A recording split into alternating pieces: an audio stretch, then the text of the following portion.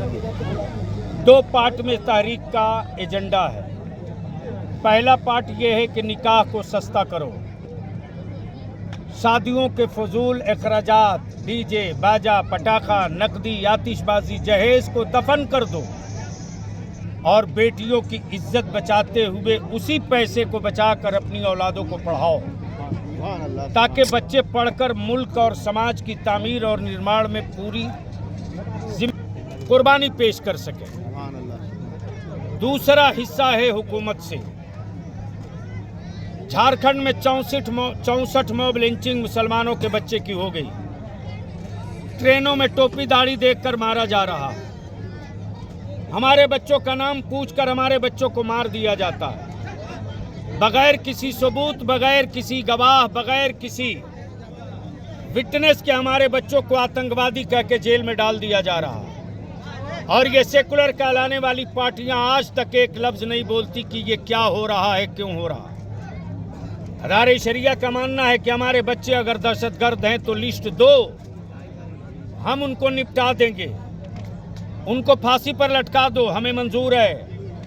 लेकिन जिन लोगों ने देश का खुफिया राज बेचा, जिन लोगों ने आतंकवादियों से पैसे लेकर चुनाव लड़े, जिन लोगों ने आतंकवादियों के इशारे पर हमारे देश के पार्लियामेंट में भी चंद दिन पहले कूद करके भारत के पार्लियामेंट की गरिमा को रौंदा है, उन लोगों के खिलाफ अब तक आप क्यों चुप हो? बोलो।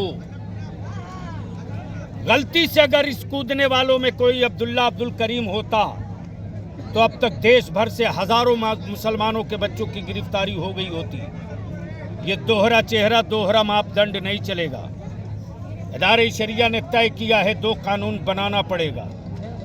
एक कानून मेरे रसूल की इज्जत के लिए, और मैं सिर्फ अपने लिए नहीं सबके लिए मांग रहा हूं। मेरे नबी के साथ किसी भी धर्म, किसी भी मजहब का कोई बड़ा महान भाव व्यक्ति है, उसकी भी इज्जत और उसके भी प्रतिष्ठा का ख्याल रखा जाए।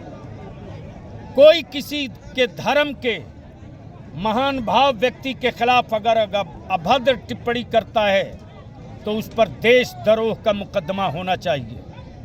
और मॉब लिंचिंग, बगैर सबूत के दहशतगर्द, बगैर किसी प्रूफ के आतंकवादी कर देना, और अखबार और टीवी वाले हमारे बच्चों को शहर और समाज में जीने का हक छीन रहे हैं। 35 साल 40 साल के बाद हमारे बच्चे अदालतों से बाइज्जत बरी हो रहे हैं। एक चैनल वाला नहीं कहता कि इल्जाम गलत था। जिन लोगों पर मैंने जब पार्लियामेंट में कहा था कि अगर हमारे बच्चे हैं तो उन पर आप सजा दो, लेकिन बगैर प्रूफ और बगैर सबूत के जिसने मेरे बच्चों को आतंकवादी बनाने की गलती की है, उसको भी देशद्रोह के तहत, उसको भी आतंकवादियों का कानून लागू करके सजा दो, लेकिन नहीं दिया गया।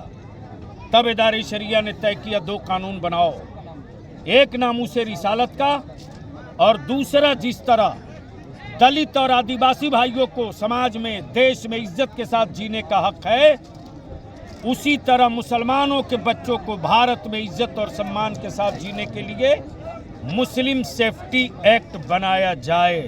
शुक्रिया।